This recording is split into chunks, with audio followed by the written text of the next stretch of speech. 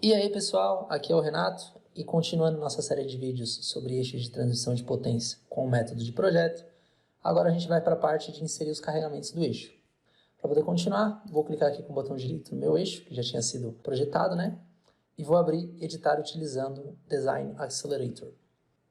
Só que agora a aba que eu vou usar vai ser a aba de cálculo. Então eu vou clicar aqui na aba de cálculo e a gente tem muita coisa para preencher, então vamos por partes aqui.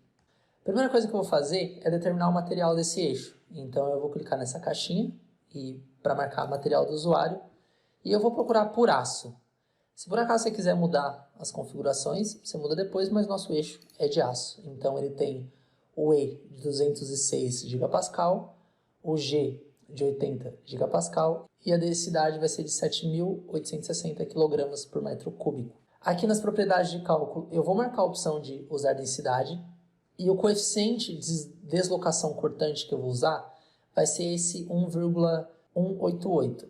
Essa opção, né, de usar esse coeficiente serve muito bem para eixos desse tipo, que são eixos considerados grossos. E se você quiser saber mais detalhes sobre esse coeficiente e também sobre o modo de tensão reduzida, que eu vou usar o HMH, você clica aqui nessa ajuda e aí você consegue ir para a página do Inventor que vai te mostrar alguns valores, né, de coeficiente e também as fórmulas utilizadas para esse modo de tensão reduzida. A minha segunda opção seria Tresca, mas eu vou usar HMH. Então eu vou começar determinando quais são os suportes do meu eixo, e aí eu tenho aqui o grupo de cargas e suportes, eu vou mudar para suportes. Por padrão, o Inventor me fornece 2 suportes, eu não vou deletar eles ainda, então o que eu vou fazer é criar o primeiro, e o primeiro suporte que eu vou adicionar é um suporte fixo na segunda seção do eixo. Então ele é um suporte que está no meio da segunda seção, é um rolamento, né? Então você seleciona essa bolinha aqui da seção 2, no caso essa aqui, e aí você vem aqui em adicionar suporte fixo e clica. E ele adiciona o suporte fixo. Eu tenho algumas opções aqui, mas eu não vou mexer em nenhuma. O meu suporte está no centro, né? Então a distância no meio da seção vai ser 0.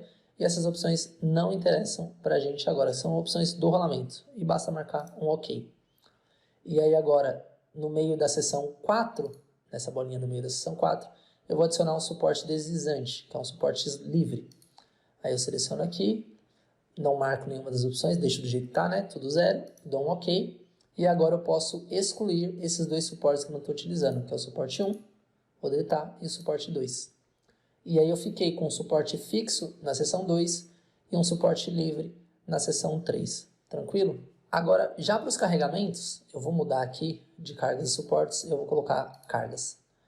Agora já para os carregamentos, o que eu vou fazer vai ser inserir os 2 carregamentos e eu vou considerar que o carregamento da polia está no centro da seção e o carregamento da engrenagem também está no centro da seção. Essa é uma consideração bem razoável de projeto, ela vai se aplicar bem para o que a gente precisa aqui, só que se por acaso o seu carregamento não estiver no centro da seção, na hora de inserir o valor, basta você deslocar.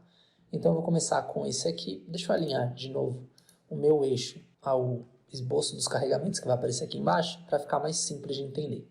Então estou lá com os 2 suportes, e aí eu vou selecionar essa bolinha do centro da seção 1, e vou clicar aqui em adicionar uma carga comum. Por quê? Esse meu carregamento ele é composto, eu tenho força no eixo Y, força no eixo X, e tenho torque, então fica mais fácil inserir por aqui. Então estão todas na mesma posição, centralizada ali, né? Então ele vai abrir essa caixa aqui para mim, que é uma das caixas mais importantes de projeto de eixo. Nessa hora que você tem que prestar bastante atenção para ver se você não insere nada errado e se coloca os valores nas unidades e nas direções certas. Então, para o primeiro carregamento, seguindo aí o nosso esboço, a minha força no eixo Y é uma força positiva, está apontada para a mesma direção do Y, de valor 7.800, e a unidade vai ser Newton. Você pode colocar a unidade aqui, mas por padrão já vai estar Newton. A força no eixo X ela é uma força contrária ao eixo, então ela é negativa, e ela é menos 262 Newton também. Nesse esforço eu não tenho força axial, eu também não vou ter carga contínua, nem em Y, nem em X e nem no comprimento. Não tenho momento de envergadura nem em X e nem em Y. E o meu torque nessa seção é 1324. Lembrando que lá da aula de projeto de eixo, eu preciso ter torques contrários e que se anulam. Então, se aqui está 1.324 e eu só tenho 2 carregamentos nesse eixo, o torque lá na outra seção vai ter que ser menos 1.324, ok? A gente vai inserir isso lá, mas só para constar. Então, é 1.324 Nm. Vou dar um ok, o primeiro carregamento está inserido. Esse segundo carregamento, que é uma força radial, eu vou remover, não preciso dele. E agora, antes de continuar, eu vou mostrar para vocês que se você tentar calcular esse eixo agora, vai dar um erro. Então eu vou clicar aqui em calcular. E o erro que o inventor dá é: o torque não foi definido corretamente, porque eu só tenho uma carga de um lado.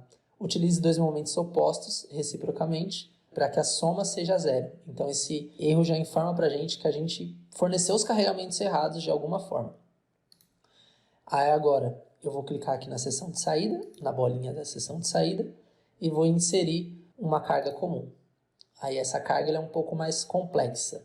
Em termos de informação, eu vou ter força no eixo Y, é na mesma direção de Y, 5.180. A força no eixo X também é na mesma direção, é de 15.000. Ah, mas Renato, de onde você tirou essas forças? Na aula de LIMAC 2, no projeto de engrenagem e também na matéria de projetos, cálculo de polia, a gente tem como fornecer todas essas forças, né? A gente calcula, aprende a calcular todas essas forças. E depois converter força em momento, quando a força está deslocada, e assim vai. Eu forneci o desenho para vocês para facilitar, mas para poder entender e saber fazer isso, você tem que ter cursado essa parte da matéria para entender os carregamentos. Ou você pode usar aqui dentro do Inventor o projeto de polias e o projeto de engrenagem, tanto cônica como engrenagem perpendicular, para descobrir essas forças. A gente não vai abordar isso especificamente nessa aula, porque ficaria muito longa e o objetivo aqui é calcular eixo, mas você tem as condições necessárias, tanto pela matéria quanto pelo software. Então, continuando aqui, a força no eixo Y é 5.180, a força no eixo X está alinhada ao eixo X, é 15.000 newtons. Nesse caso, eu tenho uma força axial, porque aqui vai a engrenagem cônica, e ela é uma força axial que está contrária ao eixo Z, então ela é negativa, é menos 1.660. Não vou ter carregamento contínuo, porém eu tenho um momento de envergadura no eixo X. Lembrando que pelo desenho, né, para descobrir a direção ou qual eixo a gente usa o momento de envergadura, basta fazer a regra da mão direita. Então esses desenhos, esse vetor duplo que está aparecendo aí para vocês, do momento X, se você fizer os dedos, né, seus dedos da mão direita rodarem na mesma direção dele, você vai descobrir que esse é um momento na direção de X. Então o momento de envergadura no eixo X vai ser 160 Nm. E como o inventor já sabia que a gente precisava de um torque de mesmo valor na direção contrária, ele informou aqui pra gente, menos 1.324. Basta eu dar um OK, e aí as minhas duas cargas foram fornecidas. Agora o que eu vou fazer é clicar em calcular, e pronto. Ele me informa que foi possível fazer o cálculo, e agora a gente consegue continuar. Nessa aba de cálculo, o próprio inventor já fornece algumas informações que são interessantes pra gente. Por exemplo, o tamanho total do eixo, que é 396 mm, ele dá informação de massa, esse eixo é bem grande, por isso é bem pesado. Ele também dá algumas informações de carregamento, e uma que é bem legal é que a tensão reduzida máxima desse eixo foi de 31,77 MPa, né? Essas informações são disponibilizadas em forma de relatório, e outras informações são bem úteis para quando você quer, por exemplo, determinar qual rolamento vai nesse eixo, são essas informações de suporte. Então ele dá FZ, FE, FX, também dá alguns deslocamentos, né, deslocamento angular, e isso aqui pode ser bem útil. Mas o que interessa para a gente, como engenheiro, é a parte de gráficos e relatórios. Então lembra lá no começo, quando eu falei para vocês, a gente vai fazer um diâmetro de pré-projeto, que tinha sido calculado na mão, pelo método de rigidez à torção, né? E aí a gente fez um eixo de 66 mm e colocou o comprimento do eixo sendo 5 vezes esses 66 mm. Essa informação, ela bate como informação, por isso que eu coloquei 66 mm, que é a informação que vem do diâmetro ideal. Aqui na aba de gráficos, você tem a lista de gráficos. E se você clicar em diâmetro ideal, o inventor vai fornecer para você qual seria o diâmetro ideal da seção do eixo, né? E o diâmetro ideal máximo que ele fornece para a gente aqui é 65,18 mm. Por isso que eu optei por 66 mm.